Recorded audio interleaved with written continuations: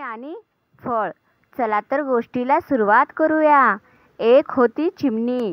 एकदा ती बाजारात जाऊन पेरू घेऊन आली. परत येताना पेरू चुकून एका काटेरी झुडपात पडला. जवळच एक मुलगा काम करत होता. चिमणीने मुलाला तो पेरू काढून देण्यास सांगितले, पण मुलाने नकार दिला. चिमणी शेजारच्या शेतकऱ्याकडे गेली आणि म्हणाली, शेतकरी दादा, मुलाने फळ काढून दिले नाही, म्हणून त्याला शिक्षा कर. चिमणीने शेतकऱ्याला सांगितले, पण शिक्षा करण्यास शेतकऱ्याने नकार दिला. जवळच एक गाय चरत होती.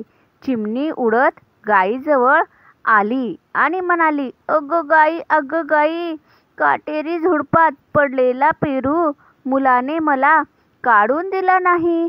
शेतकऱ्याने मुलाला शिक्षा केली नाही, तेव्हा तू त्याच्या शेतात जाऊन चर. पण गायीने चिमणीला धुडकावले. बिचारी चिमणी उडत उडत कोळ्याकडे गेली आणि म्हणाली, कोळी दादा, झुडपात पडलेला पेरू मुलाने मला काढून दिला नाही. शेतकऱ्याने मुलाला शिक्षा केली नाही.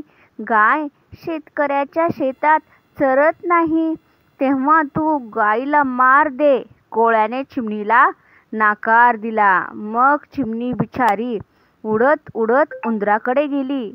उंदराला म्हणाली, उंदीर भाऊ, झुडपात पडलेला पेरू मुलाने मला काढून दिला नाही. शेतकऱ्याने मुलाला शिक्षा केली नाही. गाय शेतकऱ्याच्या शेतात चरत नाही.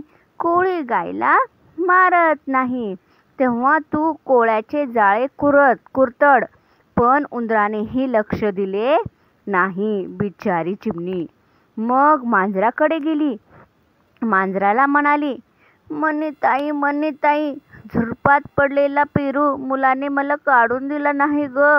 शेतकऱ्याने मुलाला शिक्षा केली नाही ग. गाय शेतकऱ्याच्या शेतात चरत नाही. कोळी गायीला मारत नाही. उंदीर कोळ्याचे जाळे कुरतडत नाही, तेव्हा तू उंदराला खा. पण मांजरीने चिमणीचे मुळीच ऐकले नाही.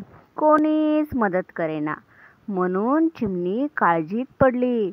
मग तिला आपल्या मुंगी मैत्रिणीची आठवण झाली.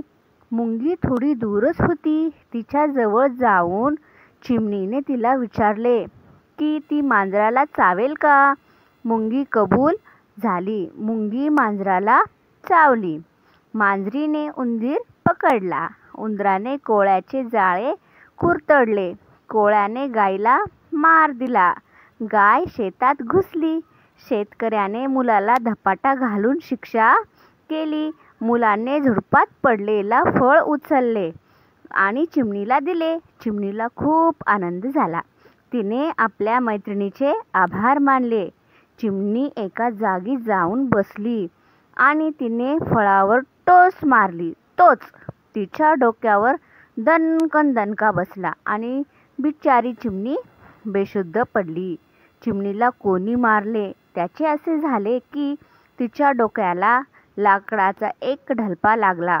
एक कावळा चोचीत ढलपा घेऊन उडत होता आणि ढलपा चोचीतून निसटून नेमका चिमणीच्या डोक्यावर पडला. आणि ही गोष्ट इथेच संपली. Thank you.